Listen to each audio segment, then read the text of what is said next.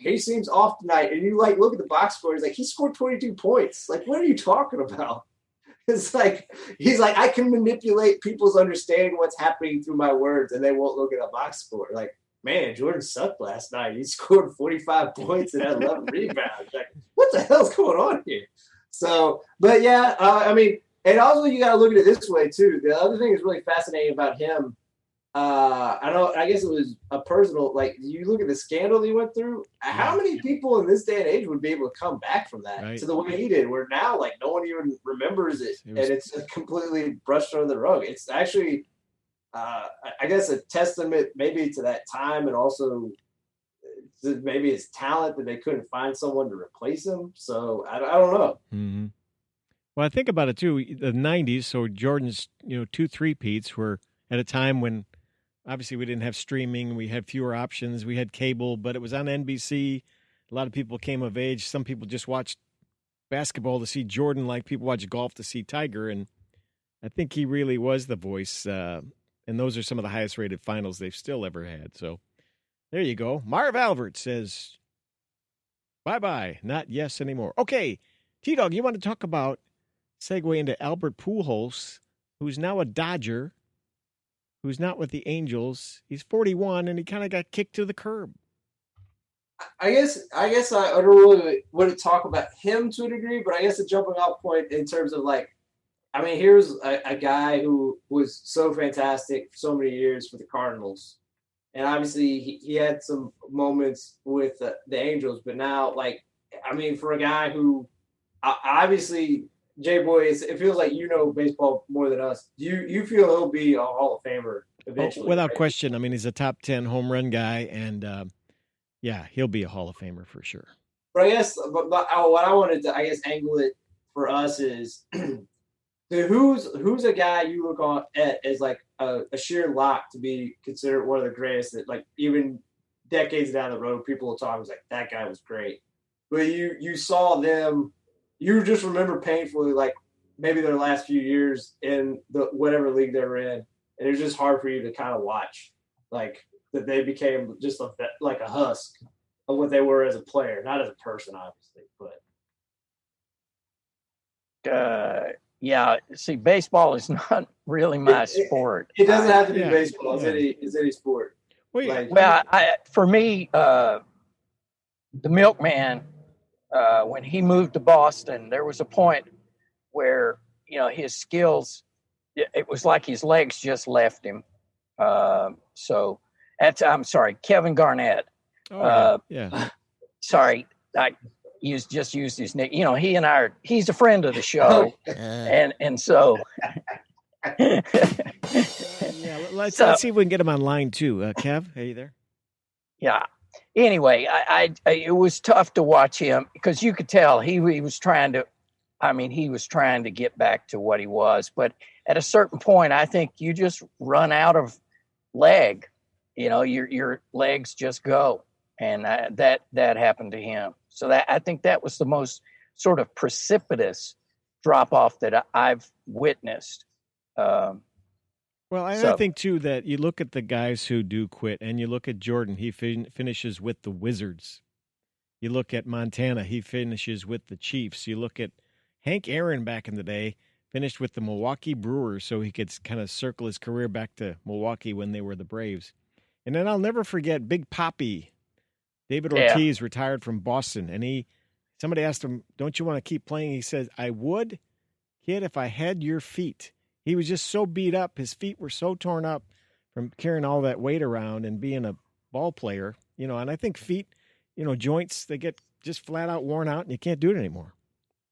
Well, especially with the number of games that the baseball guys play. I mean, that's a long, long season. Yeah. So I guess the main three that pop out to me, not really in any order. Let me try to think about what order to do it in. Probably the least painful, but still, I guess obviously he played for the Packers, so maybe I didn't like him, but seeing, and I know he got to have his kind of revenge year against the Packers with the Vikings, but seeing Brett Favre's last season with the Minnesota after losing in the NFC Championship game, it was just hard to watch because you just saw this guy be such a gamer for all his career and just slinging around and like just dial it in. And he made Percy Harvin a thing for a year, and I remember, am I remembering right? The other receiver was Sidney Wright, but like they had this run, and you're like, oh, he's got another few years. Nope. That next year he was just wrecked, and I just remember his last snap was on that University of Minnesota field where he was slammed to the ground by Corey Wooten, and they shouldn't have been playing on that thing. That was completely ill-advised by the NFL. Frozen field. There was no element. Yeah, and he was essentially just physically wrecked and done for the year. Sacrificed. So that one was hard to watch. Yep, good point.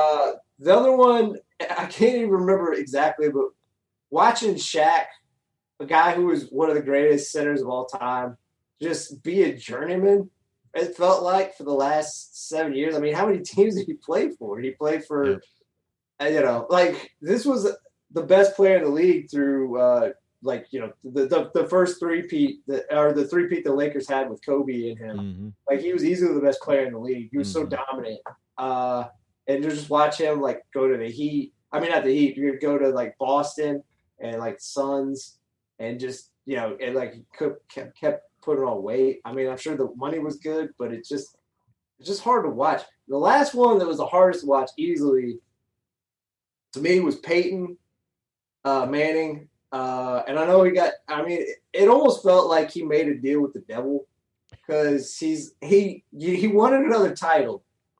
So, like he signed his name on the contract, and the demon did reveal to him, in order for you to win your second title, you're going to be awful. You're going to be horrendous. You're going to be carried by your team. You carried all these teams to like the playoffs and the championship games and the Super Bowl and whatnot. No, you're going to be completely carried. You're going to be one of the worst quarterbacks. Not even this is not even subjective. This is objectively. He was one of the worst quarterbacks in the league. So bad after he won the Super Bowl, he wanted to play for another team after that year, and no one wanted to pick him up. So I just think that was a hard, because he just couldn't even throw him down the field anymore. Like, he was shot.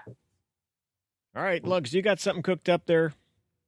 Well, we can do a little sports of yesteryear if we wish to. Here it is, sports. That's the theme song right there. Sports of yesteryear with Lugs. Come on in, Lugs. It's all yours. All right.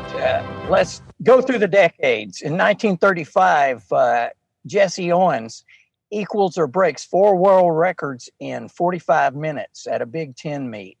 It's called the greatest 45 minutes in sports.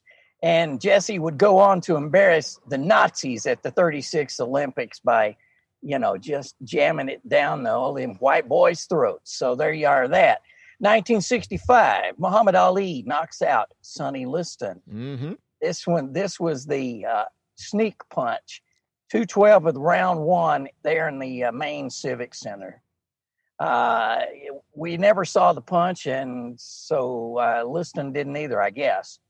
In 2014, basically, Colin Montgomery won a major by 4 strokes over Tom Watson. He was getting on in years, but we have to note, Phil Mickelson, 50, won the PGA Championship, the oldest player to ever win the PGA Championship. So he beat the young kids. So you go, Phil. That's it. All right. Good job on your sports of yesteryear. Phil Mickelson's already a yesteryear guy. I like that. When Shaq was with Orlando, he was really good. That was fun to watch. He carried that whole team. Speaking of old Shaq memories, I was thinking of that. Okay, what else? That's pretty much it. All right, we'll call this one a day then, why don't we? Yes, okay. This is Sports and Other Stuff, brought to you in part by Henry Lawrence Clothier, where the models buy their clothes. They really do. There are many locations throughout the metro area, including the new and improved West Park Mall. Stop in and ask for Fish. And Fish reminds everybody that T-Dog has been nominated for a knighthood for his contribution to Hoosierland, and it's a Bobby Knight hood, so it's a golden chair. So make sure to go online and vote. That's not a Bobby Knight hood is it? Bobby Knight hoodie. Okay, you only get that here. That's an exclusive.